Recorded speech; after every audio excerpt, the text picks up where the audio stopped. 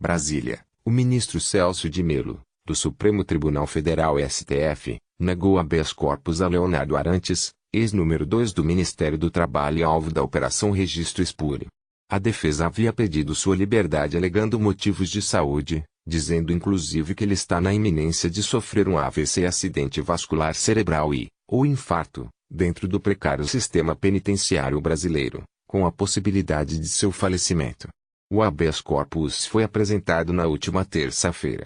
O relator no STF é o ministro Alexandre de Moraes, mas, em função do recesso na corte, coube a Mello, na condição de integrante mais antigo do tribunal, tomar uma decisão. A defesa também destacou a necessidade de cuidar da filha de 15 anos, uma vez que ele vem desempenhando a função de pai e mãe. Caso não fosse solto, pedia ao menos medidas alternativas, como a prisão domiciliar. Arantes é um dos investigados por suposto envolvimento na venda de registros sindicais dentro do Ministério do Trabalho. A prisão dele foi determinada no fim de maio pelo ministro Edson Fachin, relator da Operação Registro Espúrio no STF. Dias depois, se entregou à Polícia Federal PF. Como se trata de habeas corpus contra a decisão de Fachin, o caso teve que ser sorteado entre os outros ministros, caindo com Moraes.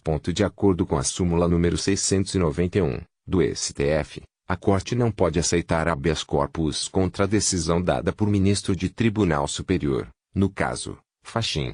Assim, para reverter a prisão, Arantes vai ter que esperar o julgamento de outro recurso encaminhado ao próprio relator da Operação Registro Espúrio. No habeas corpus, a defesa chegou a dizer que, no caso dele, seria possível flexibilizar essa regra, uma vez que a decisão de Fachin teria sido manifestamente ilegal ou abusiva.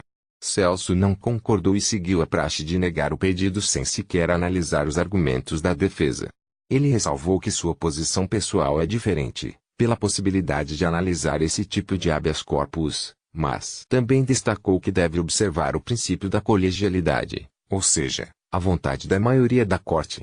É importante destacar o estado grave de saúde do paciente Arantes. O mesmo vem sentindo constantemente fortes dores de cabeça, compressão na nuca, náuseas e iminência de desmaios. É que o paciente possui pressão alta, e faz uso contínuo de remédios para controlar o problema. E, em virtude de se encontrar em cárcere injustamente, esse quadro se agravou sobremaneira, tendo em vista as péssimas condições a que é exposto, como se conclui pela realidade do lastimável sistema carcerário brasileiro, argumentaram os advogados Maximiliano Faria Arantes e Tamires Abdala Cruz. A defesa citou ainda outros argumentos. Afirmou que ele tem residência fixa, é réu primário e trabalhador, além de se comprometer a comparecer a todos os atos processuais. Disse ainda que Arantes não cometeu crimes, provará sua inocência e não tem qualquer possibilidade de ingerência sobre qualquer servidor público.